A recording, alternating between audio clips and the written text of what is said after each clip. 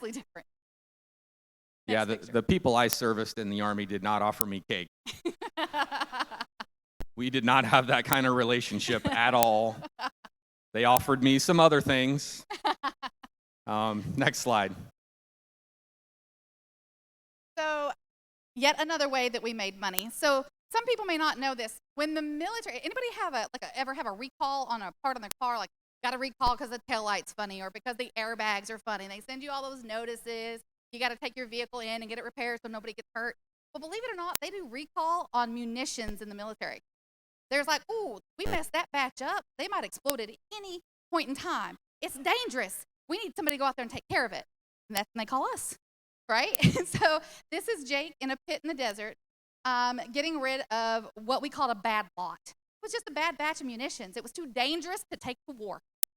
And so then they called us for the stuff that was too dangerous to take to war to go out there and get rid of it. And if you notice, he's not wearing any safety gear because it wouldn't help. It wouldn't matter if that stuff went off. There's a reason that as bomb disposal technicians, they told us to keep one of our dog tags around our neck and the other in our bootlace.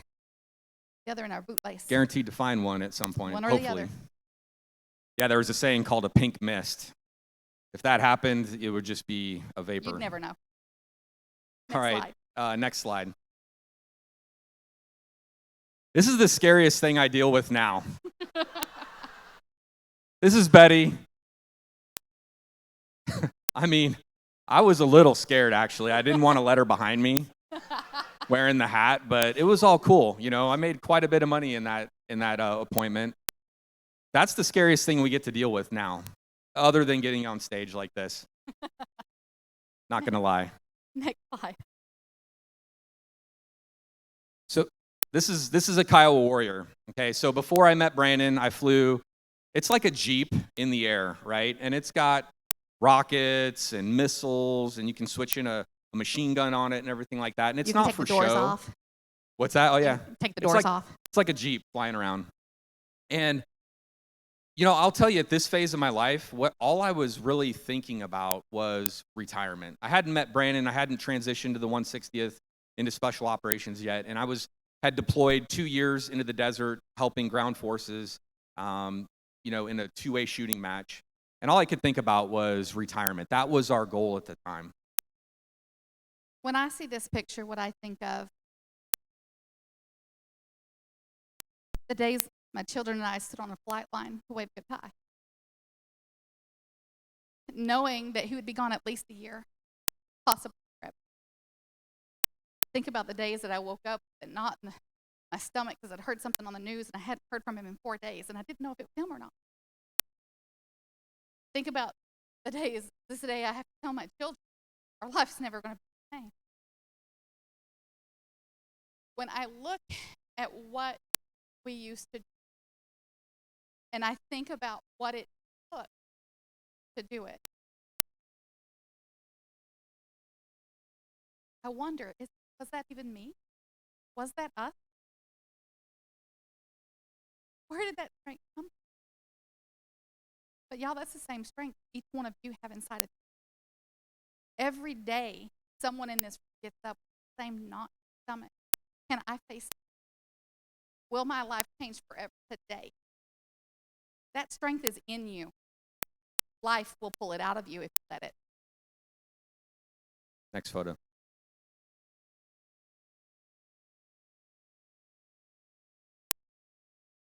So what's really exciting here is that the money is real. The trips are real. And Jake, if you want to talk about that first one, the nerd slide. That's me. I'm the nerd. The nerd slide. So I did 22 years in the Army when it's all said and done. 22 years. 15 of my year. Oh, thank you. So 15 of those years were while our nation was at war. And after those 22 years, they gave us a retirement check. And they said, this is what your service was worth to us for the rest of your life. And I just want to say that slide in the upper right-hand corner represents one day, one payday. We get paid 3 days a week, Monday, Wednesday, and Friday. I check. That was one day. We made more money in that one day than an entire year of my retirement, just in that one day. And that's a special slide to me because it represents how the Alliance and how this opportunity feels about us. We'll go out and work just as hard, but the rewards are at a different level. I like this picture here. Andy's dropping, what is that? I think that's $5,000 into a bag in our lap. Army used to drop stuff in our lap too. I was never happy to receive anything that the Army dropped in my lap. But here, I get excited. Here, I get fired up because we have friends like Joe and Tony Walker. Because see, it's not just for us. It's for anybody in this room. Anybody in here can have a piece of that pie. There's room for all y'all. There's enough to go around. You saw the carriers up here. They got billions of dollars, y'all. Let's go get some of that. I'll share a little bit, all right? Maybe not all, but I'll share some. Funny story is I love the culture here at the Alliance. And that day, that chunk of money, it kind of felt like this in your hand. We sat back down right where you're sitting right now. I think it was over on this left side, probably halfway back. And I took that money and I just handed it to the next person. I said, hey, pass it down. Passed it all the way down one row, all the way up to the next row, all the way back down. Eventually made it back to me. I didn't have to worry about a single dime being lost because the people that we work with here in the Alliance, they have integrity. And they're not going to do you out. They're not going to do you like that. Next slide. Oh, there's money they gave on a trip. We made a difference in the Army as well. Next slide. So a lot of people don't know that one of the biggest hazards after a conflict is unexploded ordnance, just out in the desert, out in open places. And the number one victim of those unexploded ordnance is usually children because they can't read the signs. They're not paying attention to cordoned off areas. And so they sent us out into the desert to clear, how many? Well over 100 square kilometers. Over 100 square kilometers of landmines. These landmines you see here, they're called bouncing Bettys. They're designed for the moment someone steps on it for that explosive charge will pop up about waist high and then detonate, so it will maim and destroy as much as possible. The goal of these is not to kill, but to maim as many people as possible because you take more out of the fight that way. The problem with them coming waist high on a grown man is that that's about face height on a child. I know we were making a difference in what we were doing, but the cost of doing it was great. Next slide.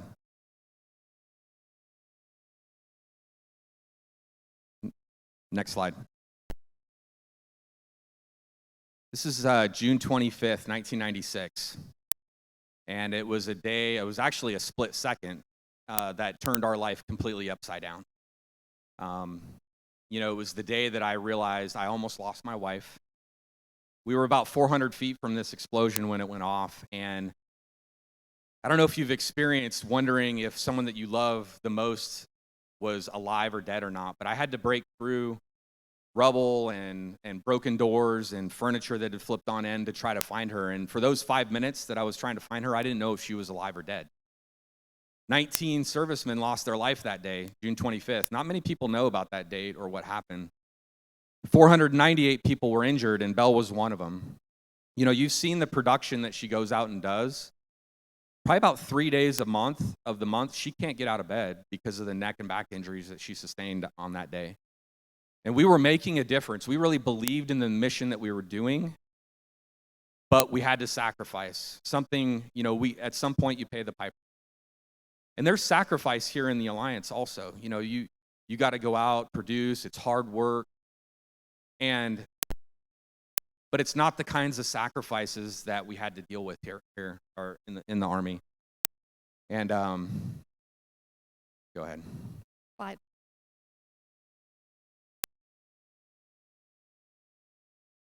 This is the kind of sacrifice we make now. This picture doesn't look like a whole lot, but it means the world to me. That man on the left with ball cap, that's Mr. David Wood. Mr. David Wood. I had an appointment with him that day, final expense appointment, and we had a windstorm out there in Washington. It was supposed to be one of the biggest windstorms in a while. Brought down trees, brought down power lines. I had appointments that day. I bought a bunch of tea light candles and put them in my car in case people lost power. I can give them a pack of tea lights, right? So I get out to this place, and he was living in a more rural area, and there was a tree down across the road. And it was raining out, and the wind was blowing, more trees were swaying. And I thought, maybe I should go home. But I'm all the way out here. So I gave him a call, and I was like, Mr. David, there's a tree across the road. I can't make it the rest of the way up the driveway. He said, don't worry, I'll grab my son-in-law, we'll come down with a chainsaw, and we'll cut it up. I really need to. They come out, they cut that tree up. We go out to his place. He was an avid hunter. The power did go out. There was like this big elk head on his wall along with a bunch of other stuff, and the wind was blowing, that thing was rattling. I thought it was fall on me. I was on the couch. I thought, I'm going to die in this, right? But no, by candlelight, I wrote him a final expense plan.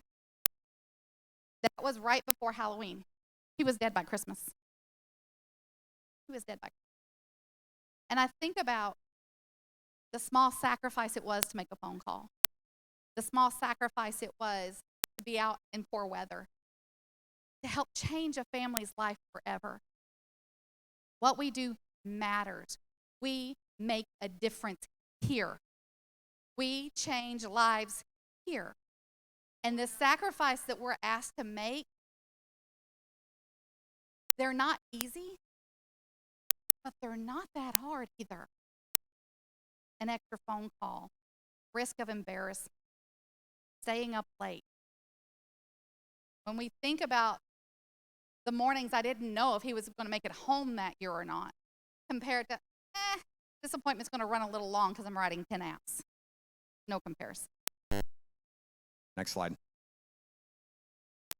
Now what I'm most fired up about is we get to change lives in another way. These are just some people that have touched our lives, and we've been able to touch their lives, and we're fighting in the war on poverty together. And we get to go out, and we get to fight that war together, and we get to change lives without the sacrifices that we had before. And I'm most fired up about that. And wrap us up, baby. Y'all, life is a battlefield, but we get to choose our objective. Jake and I choose to go to war on poverty. We choose to go partner with the Alliance. We choose to get up every day and fight for it, come hell or high water. We choose to stand in the trenches with our brothers in arms right here in this room, like Tim and Nikki Long and Tara and Tia and Terry Edwards and Mike Morisi and Megan Wood. We stand shoulder to shoulder with them every day on our better line because we choose to make the hard fight. We choose to leave a generational legacy for our children's children's children so that someday they will look over the mantle and they will see our picture and they will say, these are the freedom fighters on whose shoulders we stand. Y'all, life is hard. Choose your hard. Thank you.